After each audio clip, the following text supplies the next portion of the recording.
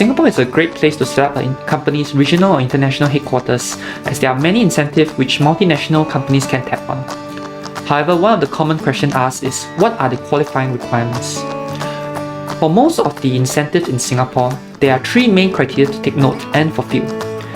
The first criteria is the type of industry that the applicant is from and its current track record. Example is that for the EDB IHQ, companies that are applying must be in the industry or sector that Singapore aims to develop for its economy.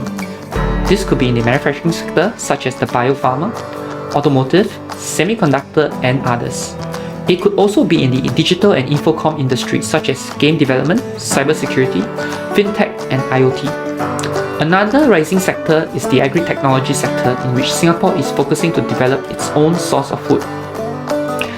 The next key aspect is its current track record, in which the governing agency would analyze the applicant's track record to see if it meets its criteria. Track records such as 3-year financials to see if the company has been generating substantial revenue, growth, or its ability to attract investment from established angel and venture funds. Industry and international accolades are also taken into consideration. For GDP applicants, existing trade volume in terms of physical commodity or derivatives will be reviewed. The type of commodity will also determine whether the company is suitable for the GDP application or other type of IHQ incentive. The second criteria is generating substantial economic activities in Singapore. In most of the incentive requirements, the criteria states that the tax reduction or exemption is applicable to qualifying income. There is a common misconception that once a company has successfully obtained the incentive status, all income would benefit from the tax reduction or exemption.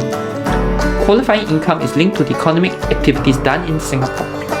Therefore, applicants must show that the Singapore government that the corporate and company functions that they will be settling in Singapore, such as finance, engineering, research and development, sales and procurement, and others, will generate or are linked to this income.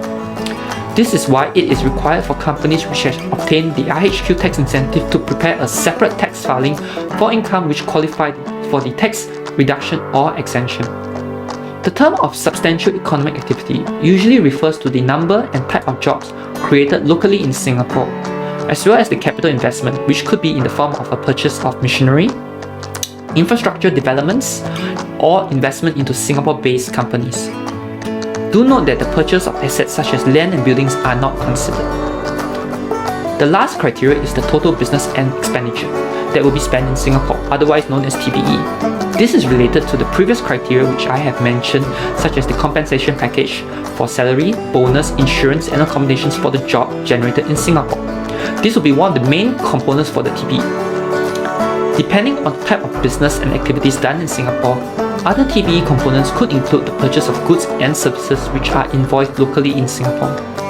Now, Singapore is home to many companies, including many MNCs. Therefore, companies could consider shifting their procurement functions to Singapore. Another key component of the expenditure incurred is the use of banking and financial services in Singapore. This could comprise of interest paid from loans, FX fees, LC fees, or cash management fees.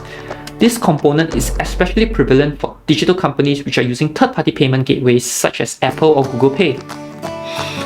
In general, most of the incentive will be based on the three criteria that I have mentioned, with other requirements specific to the incentive depending on the type of incentive and industry. Now, Singapore welcomes all companies to set up their regional and international HQ. Companies can benefit from the tax benefits, but in addition, they are also able to benefit from the existing ecosystem which are based in Singapore. With a centralized ecosystem, companies are able to deepen their partnership with clients and partners who are already based in Singapore. If your company is keen to know more about the requirements of the various tax incentives, do contact us for a session. Thank you.